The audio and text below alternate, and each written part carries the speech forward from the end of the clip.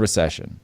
So we got some crazy economic times, Drew. The thing that feels true to me is that things have just become wildly volatile and extremely unpredictable, and it feels like it's everything everywhere all at once. Trying to track all of the different things that are happening that are hitting like sort of an amplitude of a threshold of excitement, people paying attention to volume, just its ability to make cultural energy is getting tough.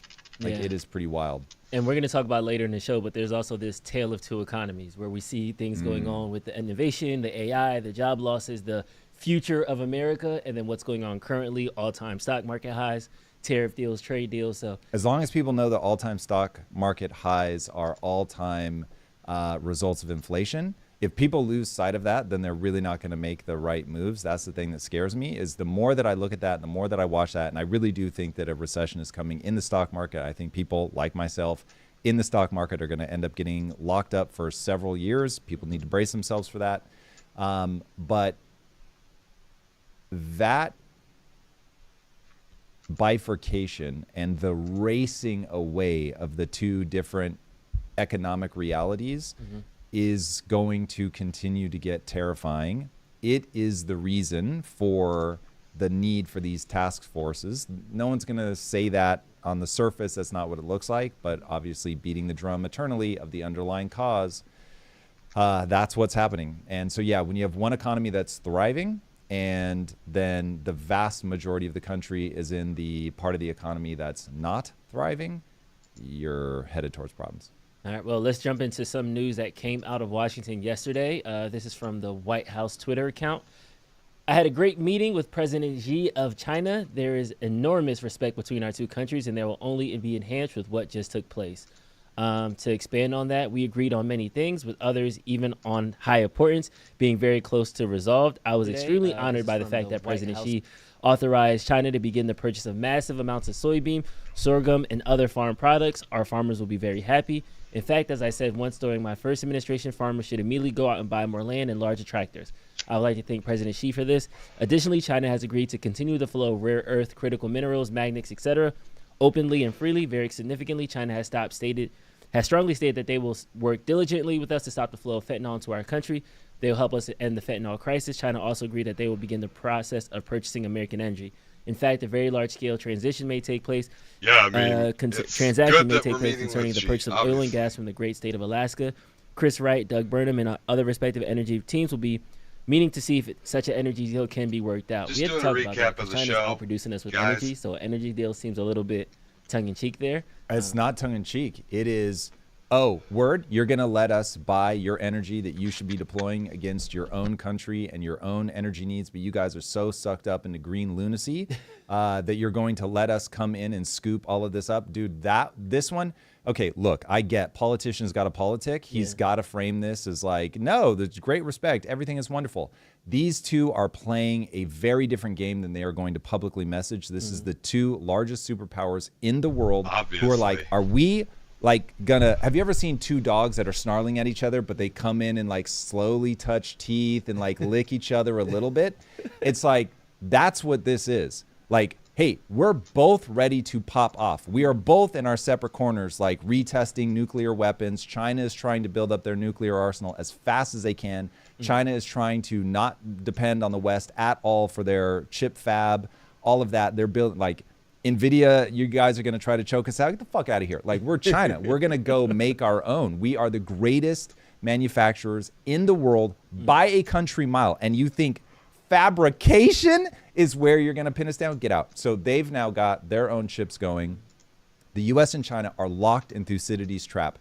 Do not get confused about what is happening. Xi has spoken somewhat openly about this.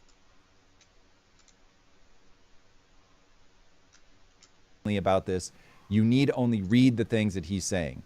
And I can't remember if this is a direct quote, but this is so spiritually accurate that we are now going to be dismissive of America on the world stage. So these two are trying to leverage what they need from the other person to keep peace long enough to re-entrench and to re-get strong. Because both of us are in these slightly weakened positions, us far more than China. But now we're trying to, like, everybody make sure they're ready if we come to a big brawl. And I'm sure, look, I think both of them would prefer peace. Both of them would prefer that we just get to the point where we're not, Besant's using a new phrase now, we're not decoupling, we're de-risking, I think is what he's saying. De-risking. So it's like, yes, but if anybody gets confused about we're in a Cold War with China, this is extremely high risk. And so I'm encouraged. I love that they finally met. This is wonderful. And this is far better than those two not like coming in and like doing the dance. But if people are blinded by the surface level messaging and don't understand what's really going on beneath the surface, you've got China and Russia tighter than ever. I read some of their press releases in a deep dive that I did. I think it's the one that's already come out, so people can go watch that. And when you start looking at that, seeing that they're both building their nuclear arsenals, that Trump probably started doing the nuclear testing, announcing it right as he's going into the China meeting because he's been briefed that China and Russia possibly, maybe, allegedly have been doing some secret nuclear testing. So yeah, this is far more of a high wire act than they're going to make it sound. So okay, I have the tweet pulled up about Trump and the nuclear weapons, but just to, like, hone in on this trade deal for a second. He's getting mixed results. Now, Scott Bessent, we love him to death. He's praising Trump. This is the best deal. He did everything. This was a positive win. And I know when we talked about it briefly yesterday, you said, at least a conversation is a step in the right direction. So I definitely don't want to say Trump got dunked on or anything like that. No, I don't think he did. I just don't want people to lose sight of, it's not like, oh, we've come to some final conclusion. They punted the rare earth China v. the world thing for a year. But that's still looming. You have the two greatest economic superpowers coming together, and they are using every economic weapon that they have at their disposal. And they both have their swords out. They're not standing with their swords crossed yet, but they're both ready to play. And you have personalities in both of them that are like, well, I don't want to do it, but if you force me to, I will. And it's like, force you to? What? So, but this is exactly how these things play out. Both sides feel forced because they both see themselves as, we are the rightful leaders of the world, and we're not going to back down. So the U.S. is like, we've been the leader of the world for, just undoubtedly for whatever, 70, 80 years. Some would say we're the rising power for 250 years, literally since our founding. And China's like, we've ruled the world more than any country. Once you start factoring in the 5,000 years of our history, we have a mandate from God to be the central kingdom. Like, this is our crown. We're coming out of the 100 years of humiliation. This is our spot. And by the way, the psychology of the human, the reason that Thucydides' trap has played out, the last 16 times you've had this scenario, declining superpower, rising superpower, they have ended up in war 12 times. Is because just psychologically humans can't deal with that. When you're the guy on the come up, you're like, I don't give a fuck about this. This guy is old, they're decrepit. Like, I'm the new person in town. He's gonna start acknowledging me, and then the old guy just can't give it up. They're like, no way. Like, we're the best, we're the biggest, and we're not gonna bow out gracefully. And so it is just a tractor beam of madness. Yeah.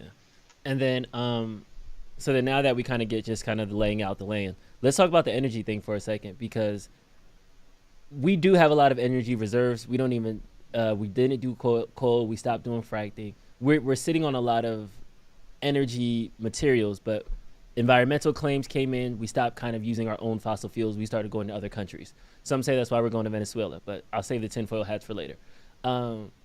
Why do you think now then we're selling energy to China, to our point earlier where China is out manufacturing us? Is it just we're sleeping at the wheel and China's taking advantage of it? Or do you think there is an American economic advantage for us selling our reserves when we're at energy producing low? Well, I don't think there's an advantage for us other than it's an opportunity in trade. So from a trade perspective, if we're able to get a deal with China and we see, okay, we have this resource, and if Trump is thinking, I'm going to be turning on every switch, I think it was more anyway, so you can take. Yeah, it was David Sachs, I believe, that said it's all hands on deck for nuclear. It was either Sachs or Besant. So clearly the administration has the intention to rev up nuclear massively.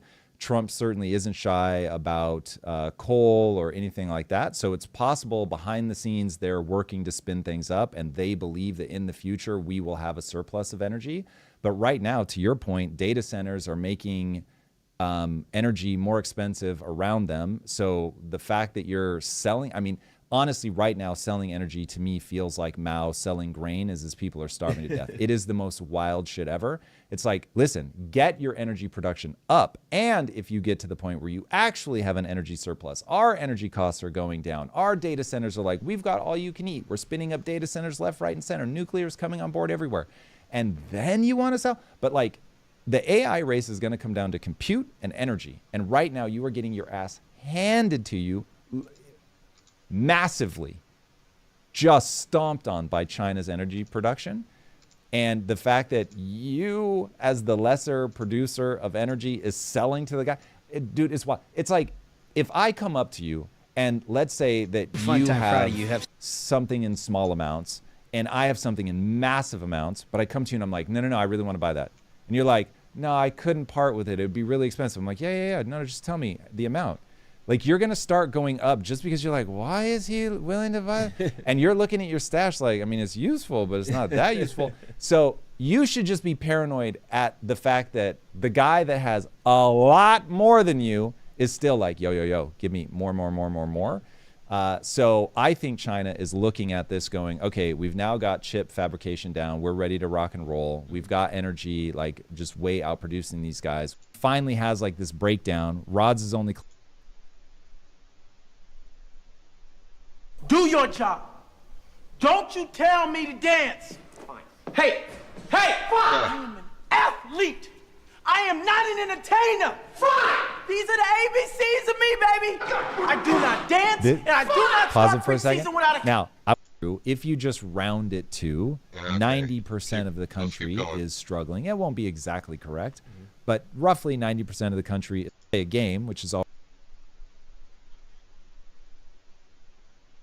already fun, and then take a shot that I can gamble and win something, and now you get into dopamine loops. And here's the thing, I love gambling, should be legal. I don't gamble, I don't enjoy gambling. I collect TCG cards. Amazing workers who contribute to this world. I don't want anyone to think I'm not saying workers aren't paying the taxes, but the workers only have a job because of an entrepreneur who's willing to build the thing, is capable of building the thing, carries all the stress of making payroll, not making payroll, all of that, like nightmare scenarios at times. Oftentimes have their entire like house, car, everything is tied up. If the company goes away, they lose everything. Sometimes they're in debt even after the company. Like, dude, anyway. So the only reason that we ever collect a single penny, but this morning, it's from like 12 or 15 years ago, but it's Peter Schiff, longtime friend of the show. What's up, Peter? You're the man. And during Occupy Wall Street, Peter Schiff went down to argue with all these kids because he felt the way that I feel now, which is, I want you guys to do well. The system really is rigged against you, but you're barking up the wrong tree. And so he was arguing with somebody, and that person was like, we should just tax you.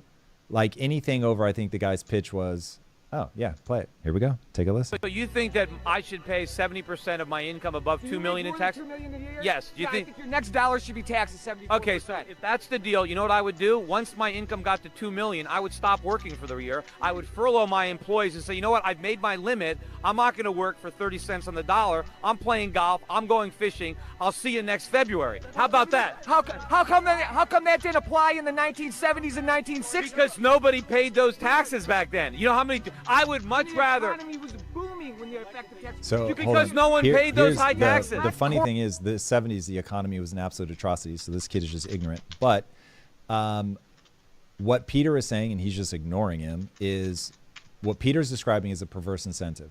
You've just now perversely incentivized that person to stop working.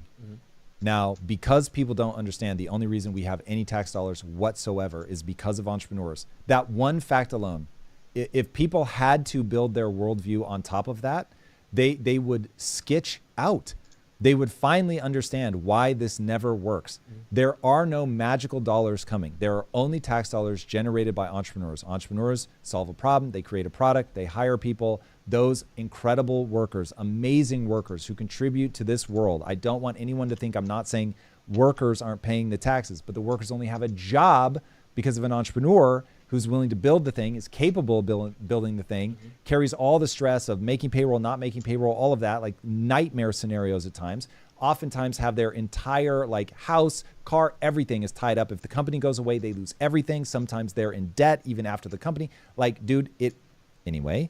So the only reason that we ever collect a single penny in tax is because of entrepreneurs. People lose sight of that. And you're creating a perverse incentive where they're like, okay, it's not worth it for me to keep working once I hit that cap. So I'm going to make my 2 mil and then I'm going to tap out. That's not the world people want. People want their jobs to be secure. And so then the next moronic thing that they'll say is, well, just legislate that they have to keep running. Can you not hear yourself? You're enslaving an entrepreneur. So now you're saying, don't be an entrepreneur. All right, and so we're gonna come this back is to why review some of that for sure.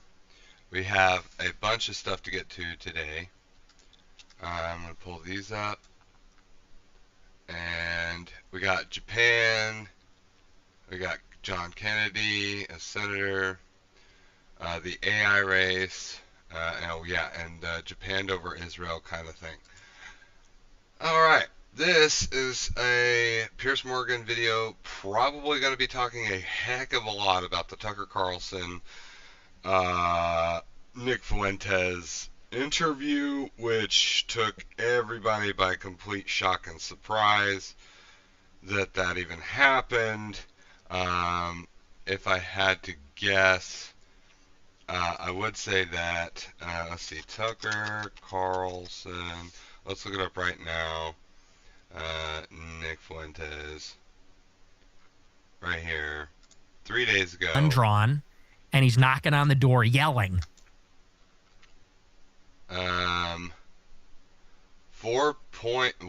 almost 5 million views in 3 days.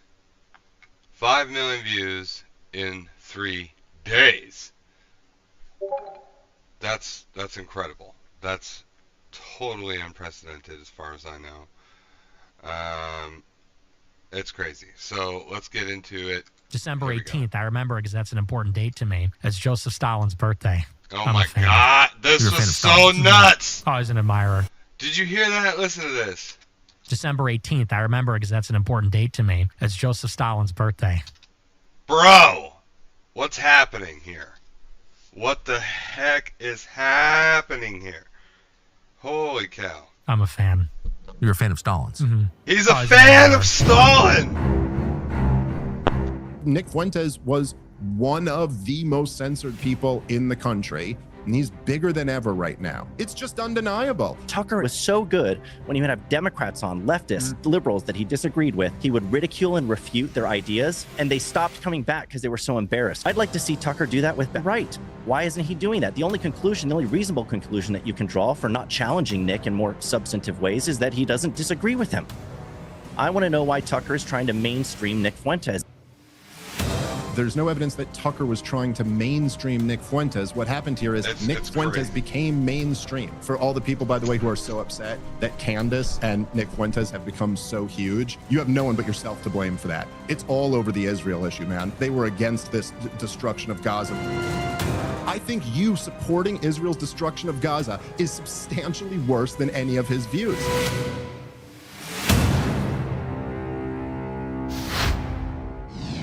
Benjamin Netanyahu's decision to order powerful strikes on Gaza has again thrown the ceasefire into doubt. This flare-up may pass, but the underlying issues remain the same. Anger on one side that Hamas is still at large, anger on the other that Israel can effectively switch the missiles on or off, currently with the backing of the United States. It all feels depressingly familiar. And the same can be said of the debates currently rolling digital culture, from the rise of Mamdani to the never-ending frenzy over Charlie Kirk's allegiances and the sudden prevalence of Nick Fuentes. There is a very consistent theme. Well, joining me to debate all this are two not at all depressingly familiar contributors. First of all, Dave Smith, the host of Part of the Problem, with Dave Smith, and Seth Dillon, CEO of the Babylon Bee. Welcome to both of you. Let me start by saying, Dave Smith, there is a lot of misinformation, deliberate disinformation, conspiracy theories, analysis of conspiracy theories flying around cyberspace in all guises. It's becoming, before we get into the weeds of any of this stuff, it is becoming increasingly difficult for somebody who's not... Well, that's the thing, Rosebud, is whether or not, I mean, evil, probably not, but I think the problem is that the logical structure of where Nick Fuentes is coming from, okay, I think he's oblivious to this, but I believe it inevitably leads to evil outcomes regardless of intent, right? So I think that the logical arguments, the rationale that Nick Fuentes makes in his case, his argument, sort of the his perspective on Jews or Israel, I think that while you could logically understand it, or at least come to see how he views it conceptually, I think that the ultimate place that leads to, inevitably, whether his intent is this or not, leads to a place or an outcome that is, either racist or evil or both, right? Okay, so that's what I think. Absolutely at top speed in dissecting and disseminating all this to work out what is true and what isn't. Yeah, I think that that is true, but I also think that it's probably easier than it's been in the past. And the reason we're in this moment now is partially the technological advances and just the fact that lots of people can have shows and we have social media and they can communicate in that way, but also that the establishment, the corporate media, and the government have been caught lying about every major crisis of the 21st century. And you just can't, there's only so many you can go through. And we can all in our minds are rattling them off right now. If you go to WMDs or you go to, COVID, I mean, my God, they locked the entire country down. Joe Biden wasn't senile. And so, the thing that's interesting is that there are actually tons of conspiracy theories that just don't get called that. What was Russiagate, Piers? Was that not a conspiracy theory? What was the idea that Iraq, Iran, and North Korea were all involved in 9/11? The only thing those three countries had in common was that they had absolutely nothing to do with Al-Qaeda. And so, there have been so many conspiracy theories that have been pushed from the top that now I think we are in a place where people just don't believe anything. And so on all sides, they're more quick to jump onto conspiracies. But that's the point, isn't it, Seth Dillon, is that people are finding it increasingly hard to know what to believe. I don't disagree with Dave's assessment that social media in particular, and look, people like us who do our own thing now, that you can hold everything to proper account, you can debate this freely, you can reveal where corporate and government and media, mainstream media narratives have been clearly demonstrably wrong. That is all true. But it does feel like, particularly with AI, with deep fakes and all this kind of thing, that in sophisticated hands, the ability to completely con people now in a very convincing way is becoming much easier and more dangerous. Of course. Yeah, well, I agree with what both you just said and what Dave said, that, obviously there's been conspiracy theories that came true. There's been things that were conspiracy theories that were presented as truth. There's a lot of distrust, and a lot of distrust is well-founded. It's rooted in something. It's rooted in something real. One of the reasons I've been such a strong proponent of free speech is so that we actually have the freedom to push back on false narratives, things that we shouldn't believe, things that aren't true, things that aren't well-founded. We need the freedom to actually hash these things out and have a conversation, have a debate about them. I think debate is the best way to get to the truth. I do think, though, which, this may be a point where me and Dave disagree, maybe not, is that, a lot of people are exploiting the distrust to engage in a sort of kind of radical conspiracism where, it's not really, some conspiracies are more reasonable than others. Some are just attempts to try to find any dots that you can find that might possibly be connected in some way in order to vilify somebody that you don't like and reach some kind of predetermined conclusion. We're using a reasoning method that's kind of like the inverse of Occam's razor, where instead of like the simplest, most straightforward explanation is probably the best, we're going for, whatever's the most convoluted and hardest to falsify and that casts your enemies in the worst possible light. That's what we're going with as the truth. I think that's a very cynical play. I think it's very dishonest. And so there is a sense in which the conspiratorial stuff, which has some legitimacy to it in some cases, has been overdone and exploited. Yeah, I don't disagree with that at all. A good example, actually, is I had a bit of a falling out with Elon Musk a year or so ago about Alex Jones. And his initial position about Jones was that his deliberate defamation of the Sandy Hook families and the subsequent award of $1 billion against him, that his trampling on the graves of children, as Elon put it himself, disqualified him from having an active account on X because he would just continue to make hundreds of millions of dollars by pouring fuel onto the pain of his families. And I agreed. And then he reversed that decision and let Alex Jones come back. And, whatever people think about free speech, to me, if you've got $1 billion defamation, Dave Smith, against you for doing it the way that he did to those families, where they proved in the court case that he made hundreds of millions of dollars almost every time he went on a tear about this being staged and set up and they were actors and no kids got killed and so on. I just think there have to be some limits, don't there? I mean, otherwise, the First Amendment, none of it means anything.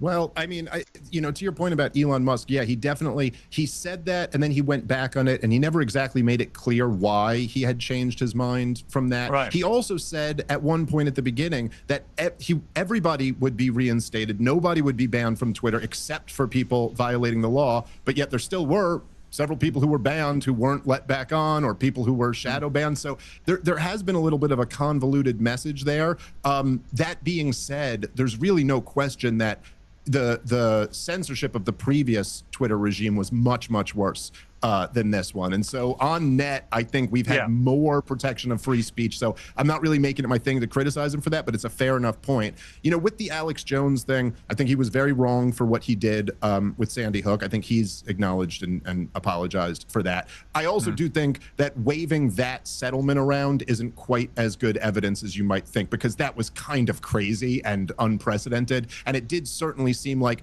the Sandy Hook thing was used to take Alex Jones out. And what concerned me a lot more than, look, there are wild conspiracy theories. I more or less agree with Seth there, and I certainly agree with his spirit that debate is the antidote to this. I mean, this is why I feel an obligation.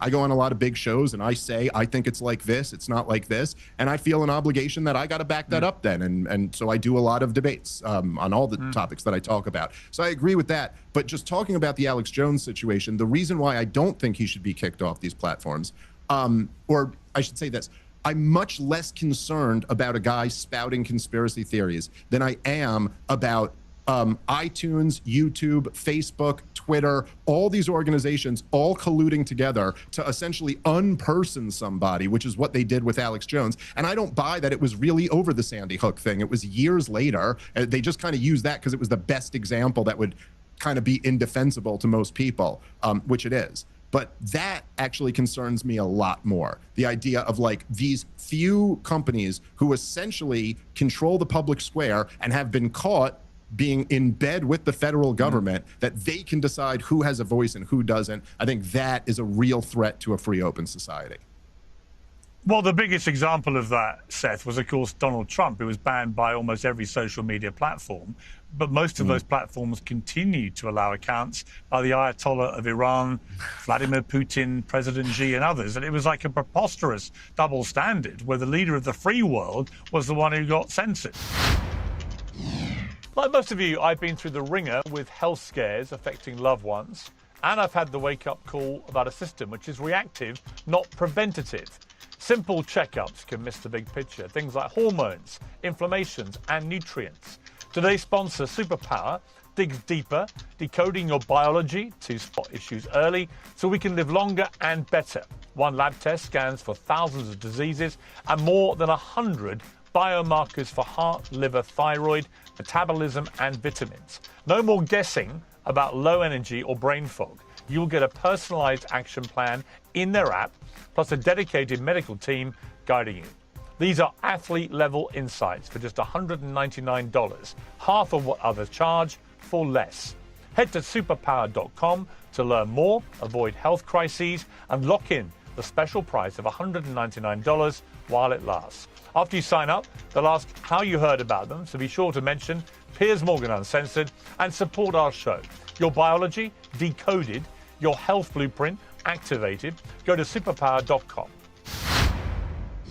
I have personal experience with this where, you know, I was recently part of one of these conspiracies where I was named as someone involved in a conspiracy, specifically this conspiracy about what happened in the Hamptons with Charlie Kirk, and was he blackmailed, and was there all this money offered, and then when the money was turned down, he winds up dead.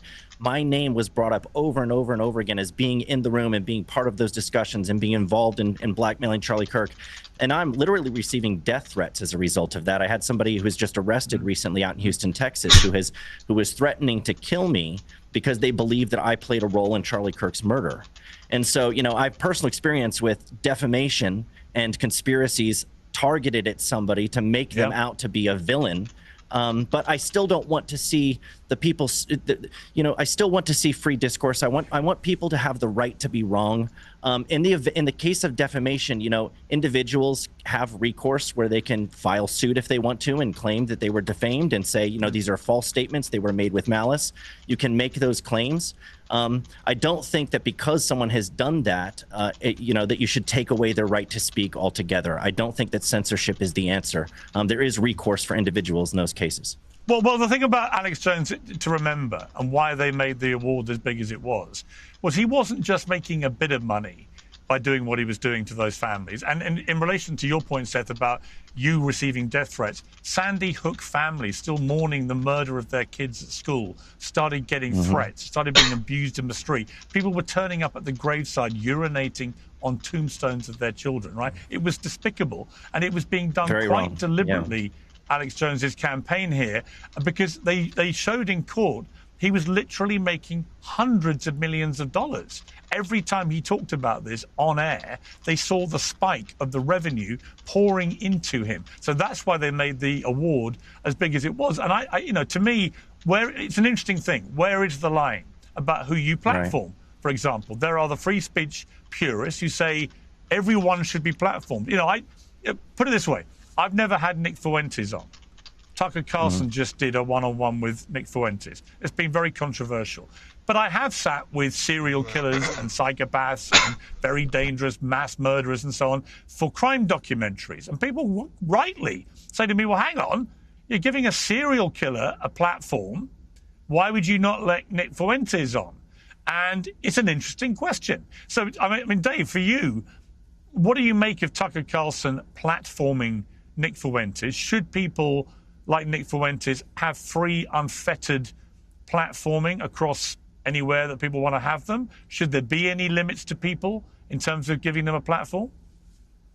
Well, I mean, I think that's a decision for anybody to make of who they want to talk to. I mean, I believe in freedom of association. You know, by the way, if you look at the numbers, I'm not so sure it wasn't Nick Fuentes platforming Tucker. And I mean this with, like, I love Tucker. He's a good friend of mine. But look, the one that makes it particularly ridiculous with this Nick Fuentes thing, and I agree with you too. By the way, you know, I've talked to all types of people. I've had conversations with communists on my show and socialists, and weirdly, like, that never seems to be an issue, which is very strange in a way, because it's like, I mean, you could make an argument communism is the worst ideology ever. It's responsible for like 100 million deaths in the 20th century. It's still responsible for the oppression of people in Cuba and in North Korea, maybe quasi in Venezuela. But with Nick Fuentes, particularly in this moment, what's so funny to me about it is it's like, guys, we ran the experiment of trying to censor Nick Fuentes. When I say we, I don't mean me. I never believed in that, and I had him on my podcast. This guy is huge. It's just undeniable. He is huge. So at this point, you're just saying, would you like to not have a conversation about this?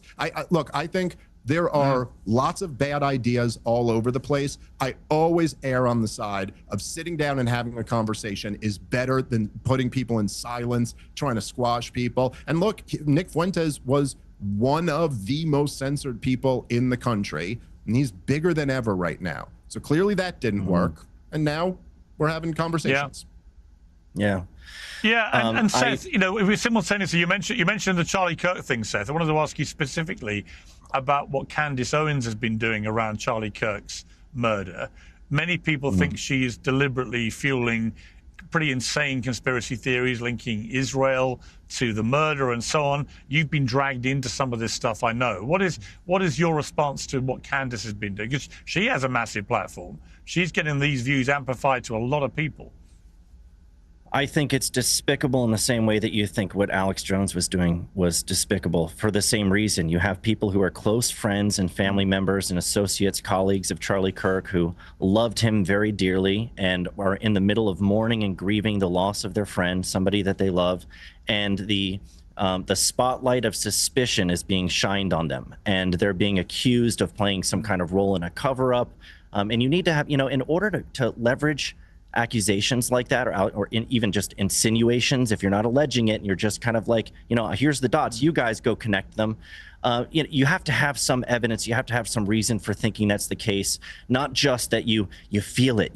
We don't know, but we know that we know, is something that she said. It's just, you can't go by your gut feelings. You can't go to what your dreams and what your dreams told you, and then go down this dark path of trying to vilify and smear people who had nothing but love for Charlie, and would have, some of them I know very personally. Frank Turek was there standing by Charlie's side. He's been caught up in some of this stuff, and he's been in the crosshairs of Candace just recently. And he would have put himself between that bullet and Charlie if he could have. He loved Charlie like a son.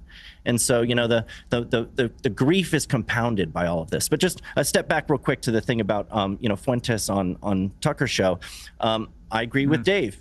Maybe you're surprised that we agree on so much, but I agree with Dave about Tucker having every right to talk to whoever he wants to. I also agree that when you censor people and you try to suppress their voices, in many cases, you only make them louder. I mean, look what happened with the Babylon Bee. I think we're more popular today than ever. We have a bigger following than ever because there were all these efforts to censor and suppress our voice. It backfired pretty spectacularly. Drag the bad ideas out into the sunlight, engage with them, confront them. And this is my criticism of the interview with Nick Fuentes, is that there wasn't confrontation. Nick has said terrible things. Nick has said things like, he wants to, when we get into power, all these atheists and these heretics and these perfidious Jews, they deserve the death penalty. They need to be executed. He's glorified Hitler and said that he's really cool, really effing cool, actually. He's in the conversation with Tucker, he talked about his admiration for Stalin, who's responsible for tens of millions of deaths. And so, to gloss over all of that, to not challenge it and confront it, Tucker is so good. He was so good when he would have Democrats on, leftists, liberals that he disagreed with. He would mock them. He'd make them look foolish. He would ridicule and refute their ideas. And they stopped coming back because they were so embarrassed because he made them look so foolish. I'd like to see Tucker do that with bad ideas on the right. Why isn't he doing that? The only reasonable conclusion that you can draw for not challenging Nick in more substantive ways is that he doesn't disagree with him. Right. I mean, I've had a few big toe-to-toes with Tucker, and he is, he's normally comes at you like a firecracker.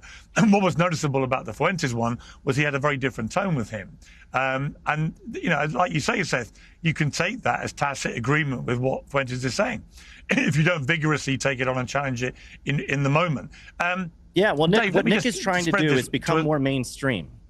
Nick is trying to become more mainstream. Right. He's moderating a little bit. He's trying to distinguish himself from people who are further right than he is. And Tucker's helping him with that. Why? You want to ask that question. If we're asking questions, just asking questions, I want to know why Tucker is trying to mainstream Nick Fuentes instead of saying, look, you have radical, terrible ideas that have no part in the conservative movement. You're collectivist in your ideology. You're racist. You're bigoted in terrible ways. You've said horrible, disgusting things. I don't want you in my movement. Why isn't that Tucker's posture towards someone like Nick Fuentes? Today's show is sponsored by OneSkin, which can help all of us look even younger. OneSkin is redefining skincare with cult favorites like OS1 Body, Face and Eye, built around their patented OS1 peptide, which is clinically proven to target senescent cells, a key driver of skin aging. Backed by 5 clinical studies, OneSkin products improve skin texture, firmness, and elasticity over time. They have more than 10,000 5-star reviews, born from over 10 years of longevity research. OneSkin's OS1 peptide is proven to target the cells that cause the visible signs of aging, helping you unlock your healthier skin and hair now and as you age. For a limited time, try OneSkin with 15% off using code PIERS, that's P-I-E-R-S, at oneskin.co. That's 15% off oneskin.co with code PIERS. After you purchase, they'll ask you where you heard about them, so please support our show and tell them that we sent you.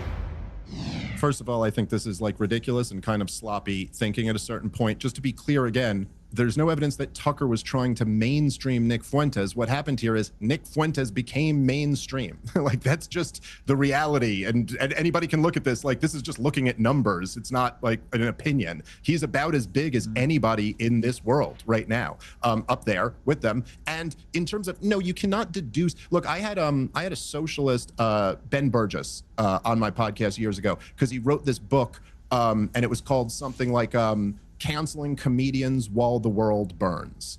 And the book was about how there's all these left-wingers who were caught up in cancel culture at the time, canceling Louis C.K. and all these guys, when, wait, look, we still don't have universal health care or universal, you know, all this stuff. And I just interviewed him about the book because I thought it was a really interesting topic. And I didn't argue with him, but you can't deduce from that I believe in socialism. And in fact, what Tucker did on the show was make the point against Jew hatred and make the point against racial collectivism at all, and saying flat out that that is just unchristian and that Christians must judge people as individuals, and that it's not a cuck move to say it's not the Jews, that you have to talk out specific.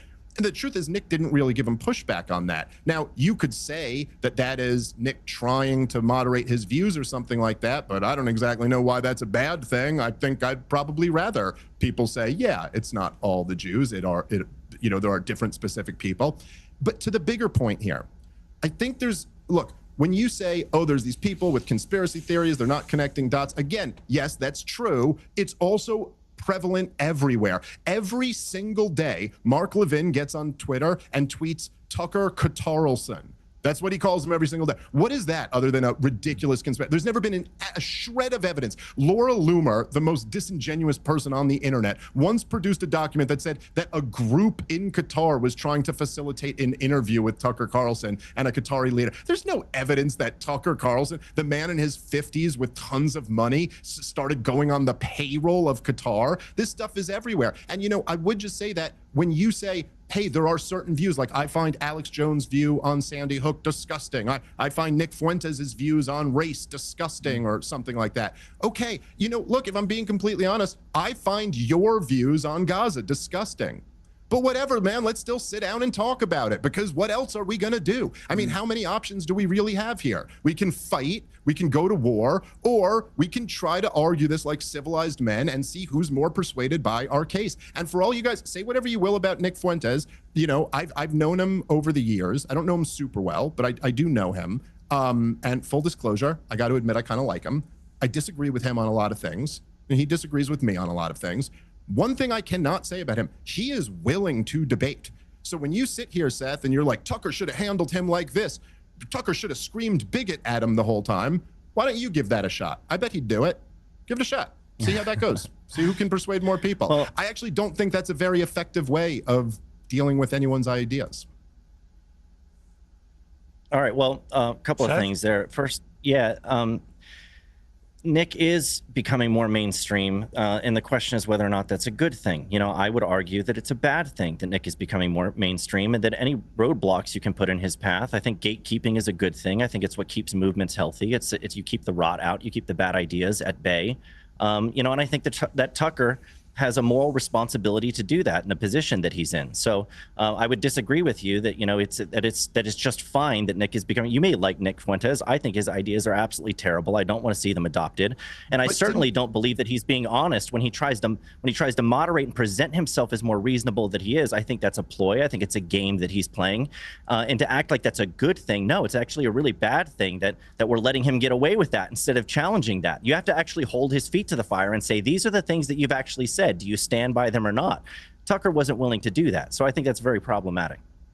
Okay, but again, so I'm not exactly clear, because before you said he should be having this conversation. Now you're saying he has an obligation to gatekeep and he shouldn't be having this conversation. I mean, look, the way I look at it is the like gatekeeping is done with the conversation. The conversation is the gatekeeping. Right. The conversation is saying, look, your ideas are bad. But look, yeah, but I think your ideas are bad. So you don't get to dictate how everybody else has conversations. Sorry, you don't have that authority over other people. So you don't get to do it. Yeah, but I'm not claiming to have the authority to dictate but so what. You can, I'm not saying Tucker had no obligation. Tucker has no obligation to do anything that I want him to do. I'm saying I believe there's a way things should be. I'm saying it shouldn't be the case that Nick should be mainstreamed. If I was in Tucker's shoes, I would have held his feet to the fire. I'm asking the question, why didn't he? I would like to know why he didn't. I think that I think that we all have a moral obligation to push back on bad ideas. Now, you think my ideas are bad, so yeah, you're going to want to challenge them. Well, I think that it would have been a responsible thing and a good thing for the conservative movement if someone as prominent as Tucker, with as large of audience as he has, if he was standing in the way of Nick Fuentes becoming more mainstream. I think that would be a good thing for everybody. And I'm disappointed that it didn't come. But he's free to do whatever he wants to do. Okay, I'm free to criticize him for not handling the interview the way that I think it should have been responsibly handled. I think it was extremely irresponsible. Okay. Certainly you're free to criticize them. You know, I would say that for all the people, by the way, who are so upset that Candace and Nick Fuentes have become so huge, like, honestly, dude, talking to guys like you have no one but yourself to blame for that. It's all over the Israel issue, man. And the reason why they got so much support behind them is because they were against this destruction of Gaza. It was just like the most just horrible, inexcusable thing ever. But let me ask you a question, just because I think this is kind of interesting. So you're saying you have a responsibility to push back against bad ideas. Just the other week, I know both you and your partner over at Babylon B, Joel, I believe is his name. You got very upset with. Yes. So you got very upset with me because I said, when I basically had a tweet where I said something like, look, it's good the ceasefire happened. Less people are dying. There are hostage swaps taking place. That's great. Let's hope, for the best. Something like that. Mm. And both of you guys got very upset at me for using the term hostage swaps. And Joel said, you're describing innocent Israelis being held he said, on the Gaza side, it's nothing but innocent people. On the Israeli side, it's all terrorists. Now, I pointed out that 1,700 of the people that Israel released were just people that they grabbed and were holding without charges, something Israel's been doing for many, many decades. He referred to all of them as terrorists with no shred of evidence. Like, that to me sounds pretty bigoted, to just assume that every Palestinian is automatically a terrorist. Did you push back on that at all when your colleague, your partner said that? See, my point is, look, obviously it's a rhetorical question. You didn't. But the point is that, yes, it's easy to say you should push back against bad ideas. But when you start from the starting point that your ideas are correct. Look, I think Nick has some bad ideas. I think you supporting Israel's destruction of Gaza is substantially worse than any of his views. And so, falling out. This was them coming back together. I support the right of Israel to defend itself against terrorism. And, they're at war with people who want to see them wiped off the map. I think there's a distinction between, genocide, which I think is an inaccurate term for what's being done, just warfare. The effort that's been made to try to reduce civilian casualties has been significant. There's standards that are applied to Israel that aren't applied to anybody else in these things. I would distinguish between the hostages that were taken on October 7th and the prisoners that Israel is holding. We can have that. That's not really the topic of this conversation, but we disagree about what the bad ideas are. Though. No, it's not, because what we're talking about is that we all have our own view of what the bad ideas are. We all have the freedom to engage in a discussion about that. That's what the free marketplace of ideas is. It's where the good and the bad clash, right? Where we both voice our own opinion about what that is and try to hash that out and try to arrive at the truth. Those are healthy conversations. I'm not calling for an end to any of those conversations. My criticism of Tucker Carlson, for example, is a contribution to the discussion, not an attempt to end the discussion. And I don't appreciate it being characterized as censorship by everybody who's saying that I'm calling for censorship. That's the last thing I'm calling for. No, I wasn't saying you're calling for censorship. I'm just making the point. Sure, go ahead, Piers. Sorry. I was going to just say on this wider question of Israel, we've seen in the last couple of days a flare-up which has not ended the ceasefire, but it appears that Hamas, or they say it was a group they weren't in contact with when it happened, killed an IDF soldier, and Netanyahu responded with huge force, but has now stopped the bombing relatively quickly compared to what we've seen before, and the ceasefire remains intact. And you have the Qatari Prime Minister acting as a mediator as part of this process, saying that the fault lay initially with the Palestinian group, as he put it, who killed the IDF soldier. We're going to see these flare-ups, but do you believe that the overarching ceasefire can actually succeed here? And what does the future look like? Like most of you, I've been through the ringer with health scares affecting loved ones, and I've had the wake-up call about a system which is reactive, not preventative. Simple checkups can miss the big picture, things like hormones, inflammations, and nutrients. Today's sponsor, Superpower, digs deeper, decoding your biology to spot issues early so we can live longer and better. One lab test scans for thousands of diseases and more than 100 biomarkers for heart, liver, thyroid, metabolism, and vitamins. No more guessing about low energy or brain fog. You'll get a personalized action plan in their app, plus a dedicated medical team guiding you. These are athlete-level insights for just $199, half of what others charge for less. Head to superpower.com to learn more, avoid health crises, and lock in the special price of $199 while it lasts. After you sign up, they'll ask how you heard about them, so be sure to mention Piers Morgan Uncensored and support our show. Your biology decoded, your health blueprint activated. Go to superpower.com. Well, I mean, that is the big question, right, Piers? And it's tough. I don't know why. I got little kids, so I don't know why this is the image I came. But you know, like when a little kid has a loose tooth and like right before the tooth falls out, and it's just like it's hanging on by the tiniest little thread. Like it's basically all. I mean, that's where the ceasefire is right now. Like officially, they're saying it hasn't been broken, but oof, man, are we really, really close? Look, I wish I could be more optimistic about it. I think that there's a lot of fundamentals on the ground that make it very unlikely for this to lead to a lasting peace. But one of the dynamics that I'm most concerned about probably, and you've done a lot of covering this over the last year or so, Piers, but there have been both Netanyahu himself, the longest serving prime minister and current prime minister in Israeli history, he's said recently that the Greater Israel Project is near and dear to his heart. Obviously, Smotrich and Ben-Gvir and others in the government have talked about ethnically cleansing the Gazans out of Gaza, taking it over themselves. You know, Donald Trump, there's this weird standoff, right, where Donald Trump finally said, I don't think I've ever heard a U.S. president say before, that they would cut off all funding and support for Israel. And he said, if they tried to annex the West Bank. And then when J.D. Vance is in Israel, they hold a vote in the Knesset and vote to annex the West Bank. Now, I think the dynamic here is this. Are those guys going to give up on this plan when they know, these are not stupid people, Piers, they know damn well that they have lost the entire young generation. Like over here in America, in terms of people who watch these debates all this time, it's over. My side has won the debate. The support for Israel has evaporated, and they know that. And so in a way, I think they know that this is their moment. They've got the most pro-Israel administration in the history of the United States of America, and they know that in the future they will not have this level of support. So if they were going to make a move to ethnically cleanse the rest of the Palestinians out of Gaza, if they were going to make a move to officially annex the West Bank, which has already, essentially been annexed, this might be the time that they feel like they got to go for it. And so that's a big question. I'm not saying I know that that's the case. I hope it's not, but I am very concerned about that. Seth, what's your response to that?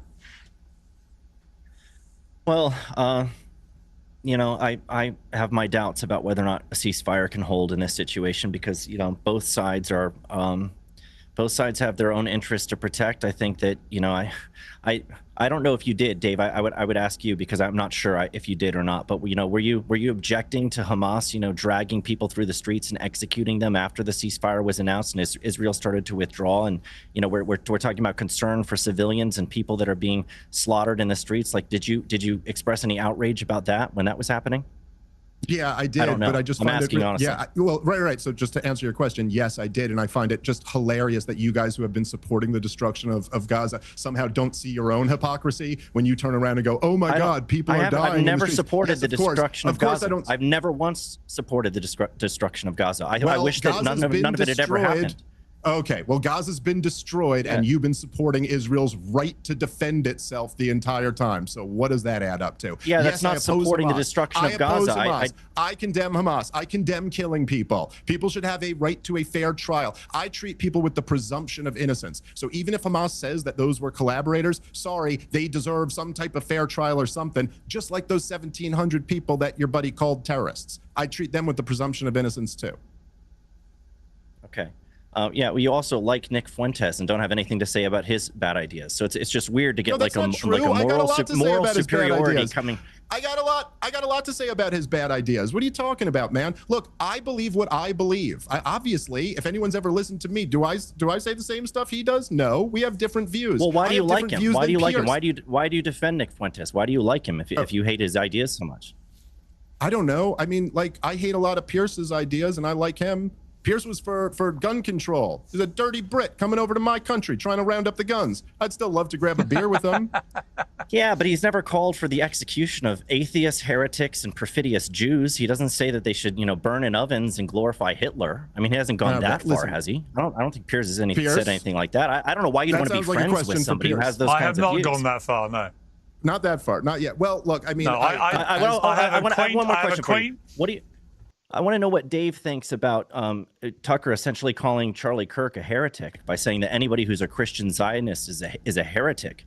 I mean, that was Charlie Kirk, was it not? Okay, but I mean, I think obviously he's speaking about evangelical Christians in general and saying that this violates the Bible, like to make it about Charlie Kirk. And that's a circle that Charlie Kirk fits inside. It applies to him. Okay, but so he's criticizing a view that Charlie Kirk had. Yeah, I disagreed with Charlie on that too. So what's your point? He said he hates those people more than he said he hates those people more than anybody else and called them heretics. And yet he spoke at Charlie Kirk's memorial so glowingly. How do you reconcile those two things? Yeah, he obviously didn't hate Charlie Kirk. There you go. Come on. This is like ridiculous. Yes, he's making a point that he thinks that actually the Christians who put Israel above their own government and believe that like only Jesus can come back if the Jews control the area, that is goofy, and I agree. Yeah, well, if you say you hate people that have Charlie's views, then you're saying you hate Charlie. Yeah, okay. I don't. Good. If that's the argument you want to go with, okay. I don't know what that means, but hey, listen. All right, man, listen, we're going to have to leave it there. I would say in relation to my bad idea about gun control, I was right. It just turned out Americans didn't want to hear this advice from an English accent. I think we can probably agree on that. No, can't agree on that. I don't agree with you being right, but no, don't agree on that. You know, so condescending. But guys, I've really enjoyed this. It's been a very different kind of debate. Come back and do it again, and we'll do it longer next time. I think it's important. I actually think sometimes talking about all the stuff that's going on in our world is interesting. As millions and millions of people are consuming all this content now, far more than in the mainstream media. It's where all the action and debate is happening.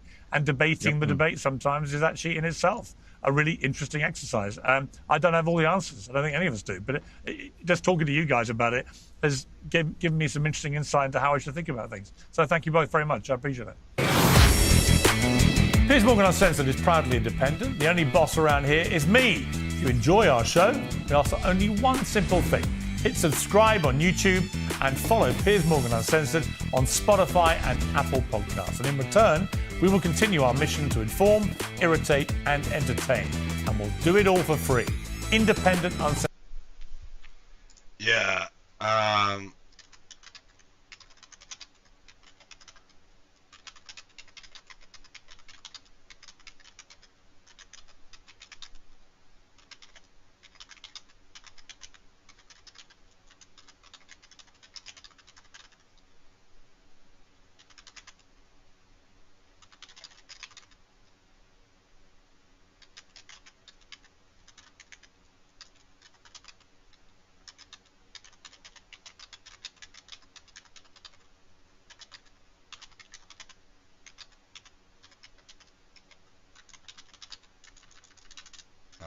intently.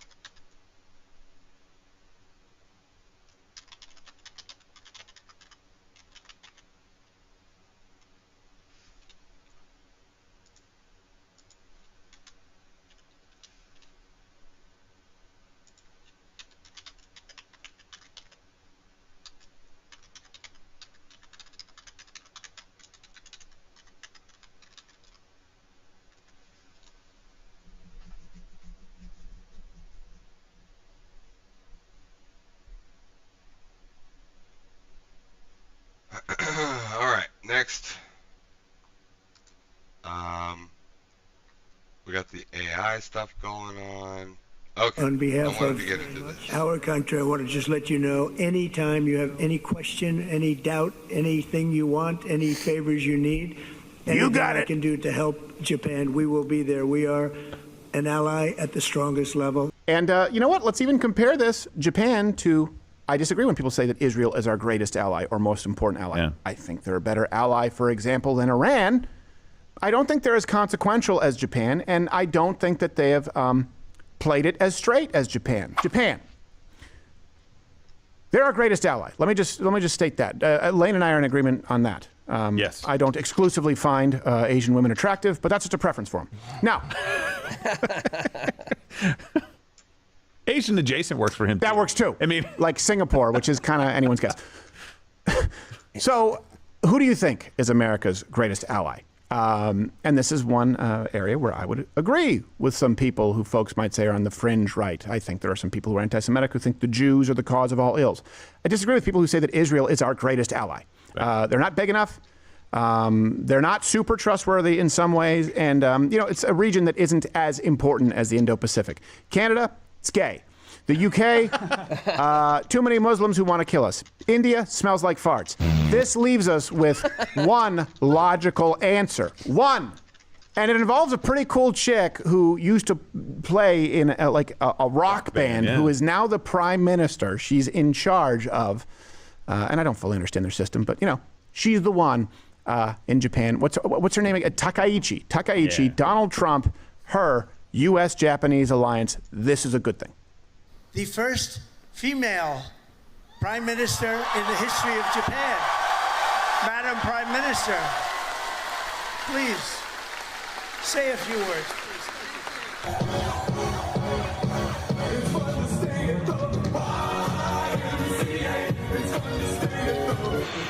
Thank you very much. A great man. Great man.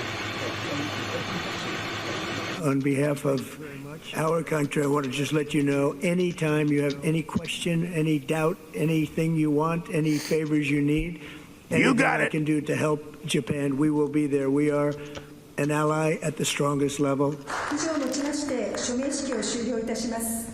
両首脳が退出いたします。This concludes the signing ceremony. The two leaders are proceeding. It's fun to stay at the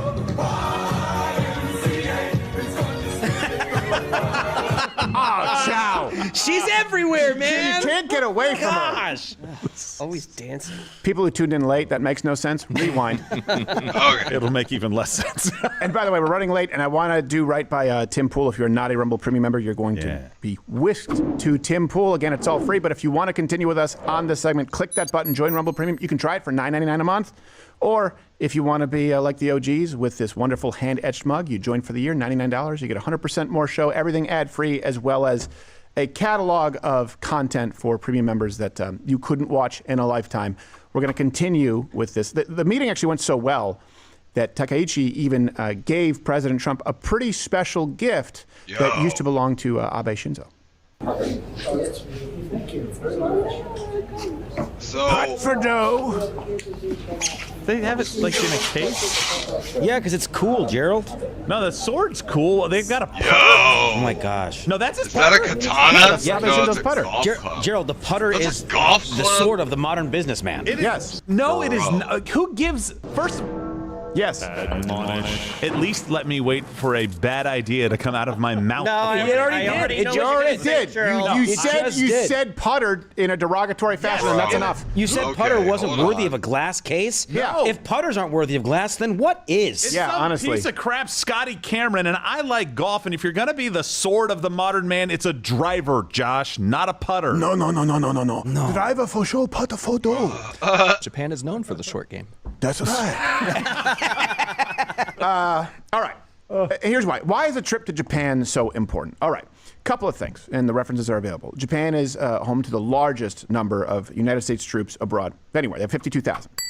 They've been a pretty key ally for the United States when you're talking about really, you go to the Cold War, Soviet Union, Cold War 2.0, where we are right now with China. They're one of our top trading partners. There was over $220 billion in bilateral trade in 2024. Yeah. And let me also lay out the case as to why Japan, and I know they're very different. That's part of why I think it works. Japanese culture is very different. For example, I really don't like that they're never going to have, for example, a Second Amendment. It's a very different people because they come from a long line of really imperialism. And it's a very high trust, mostly homogenous society. But they have a different culture, and they don't want to export it. They just want to preserve theirs, and they have no problem with the concept of the United States preserving our culture. That's when you have two ideal partners. Right? We're never going to share the same culture. We just have to, you keep your stuff on this side of the divide, and you understand why we keep ours, and we can work together. You can't actually do that with a lot of these other countries, particularly those that are Islamic, and by the way, those that appease them, for example, Europe. So 3 reasons they're a top ally. First one, Japan actually carries its own weight. That's super important. Yep. Japan covers 75% of the cost of our troops being stationed there. So that's $1.72 billion annually. Let's compare that to NATO, for example. That's kind of designed to help do that. It only covers about 34% of basing costs, while other countries, of course, don't even meet their basic requirements. 2025, Japan actually announced a defense budget of $70 billion. That's 1.8% of their GDP. And that's more than a lot of, just to give you an idea, NATO nations. Here's another reason. Japan isn't playing both sides. Like even in talking with Dave Smith about this yesterday, I get it. Donald Trump is pretty cozy with Saudi Arabia and Qatar. That will backfire. It's a matter of time with Islamic nations. That's my opinion. I understand the approach, certainly when dealing with a nation like Iran, but it can never work out long-term with Islamic nations because of their foundational beliefs rooted in the Quran and Sharia law. Japan doesn't play both sides, especially with this new prime minister. They're very clear on the China threat, and they're very clear that they are on Team American alliance. Takaichi actually even pushed some anti-espionage laws, noting that every single Chinese Chinese is how we pronounce it. Yes, please. Is basically a potential spy. Someone call Swalwell, please.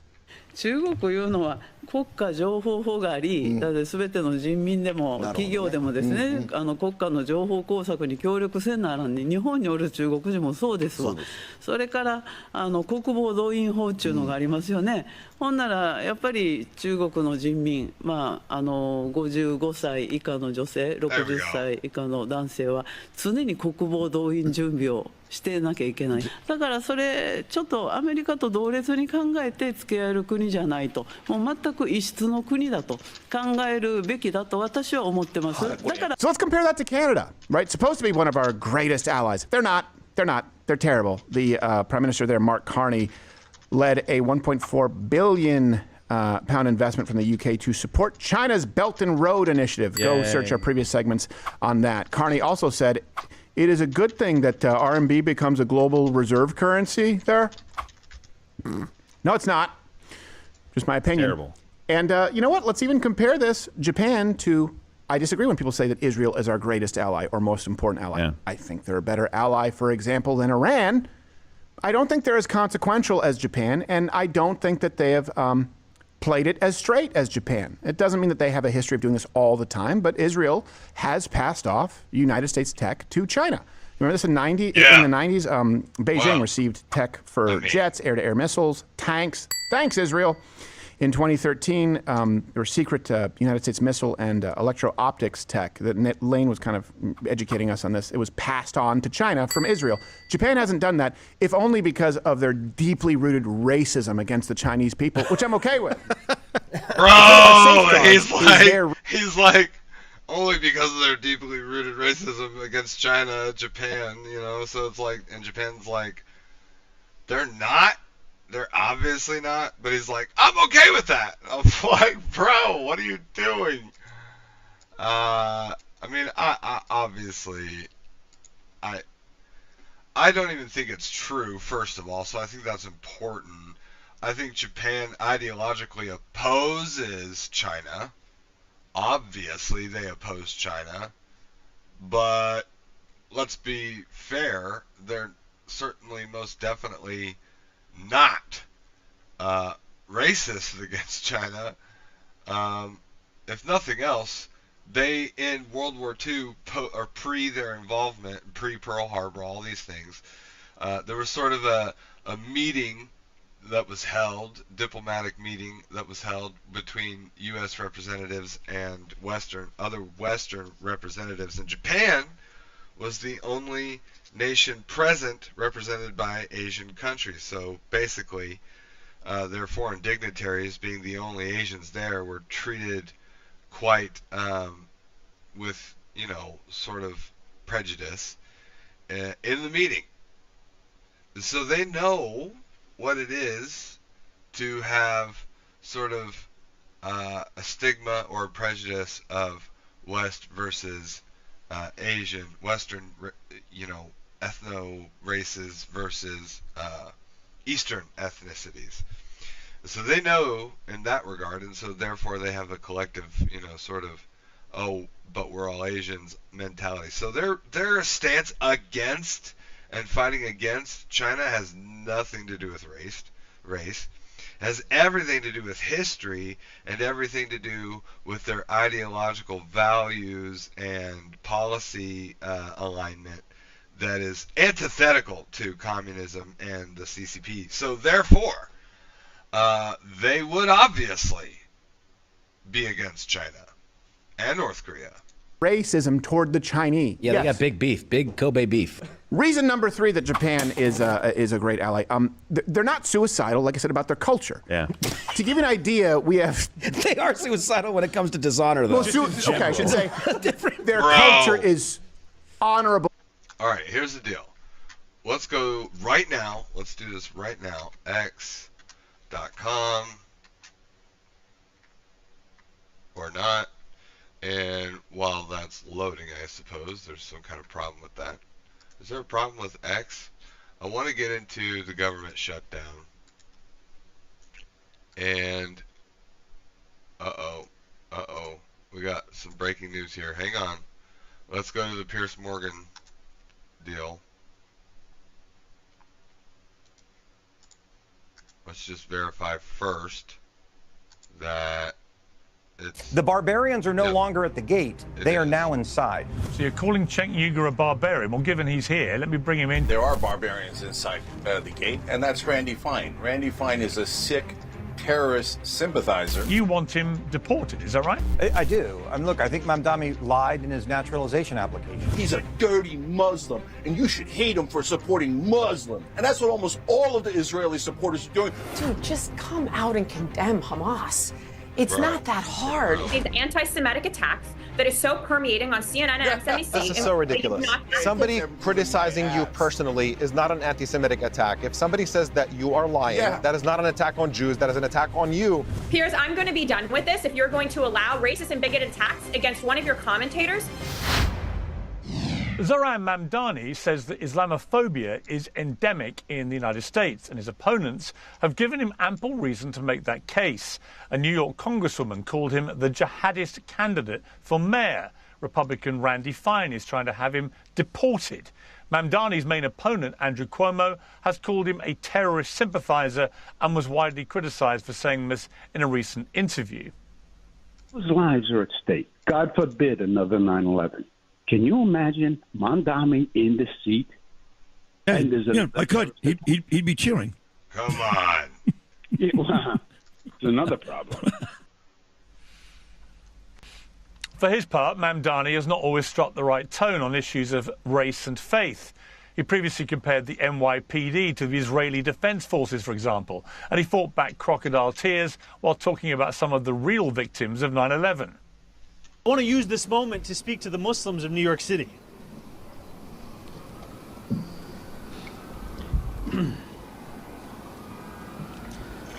I want to speak to the memory of my aunt. Okay.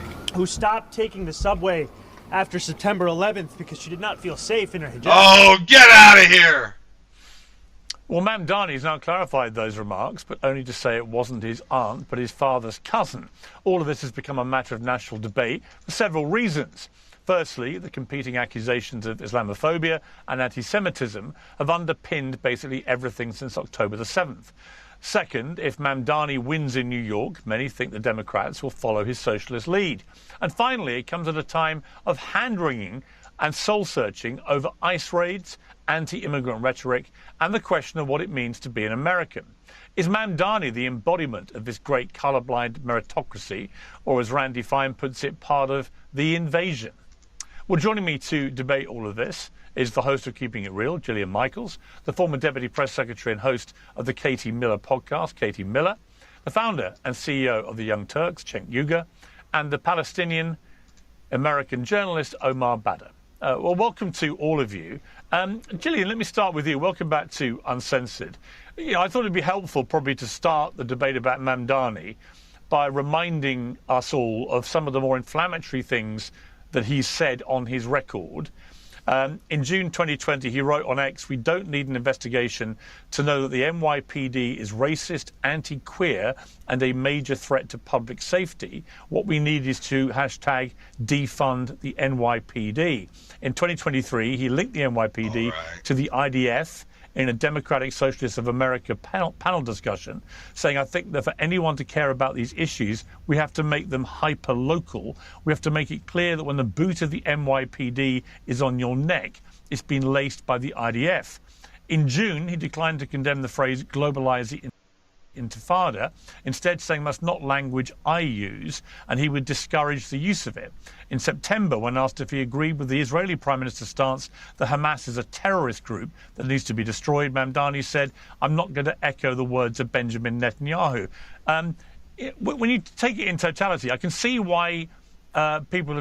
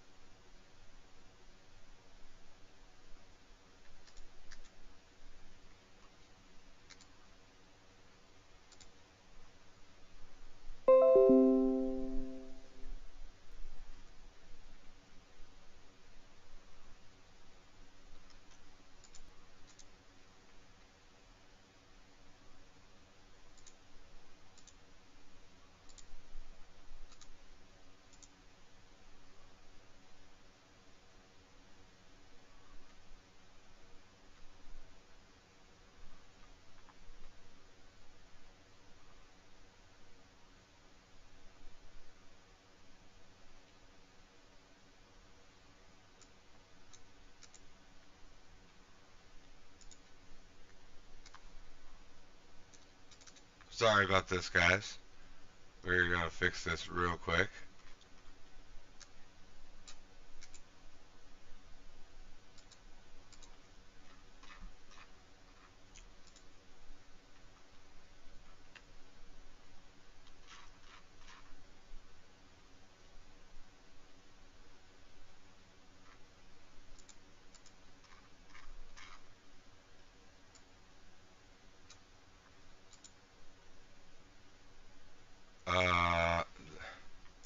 Are we live? Can we hear me? Can we hear me?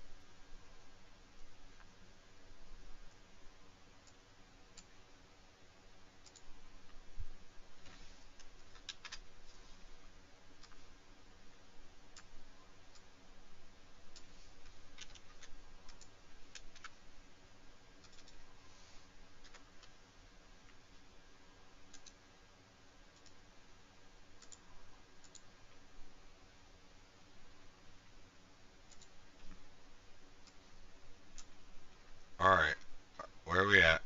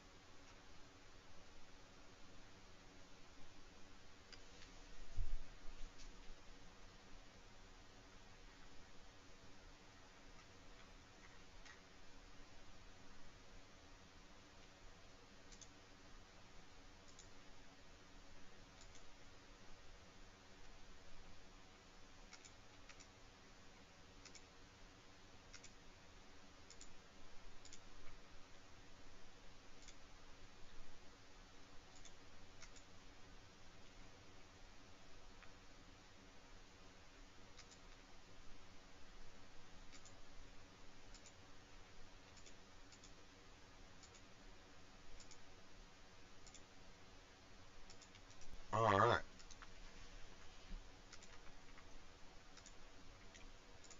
Are we back? Can you hear me? Welcome back.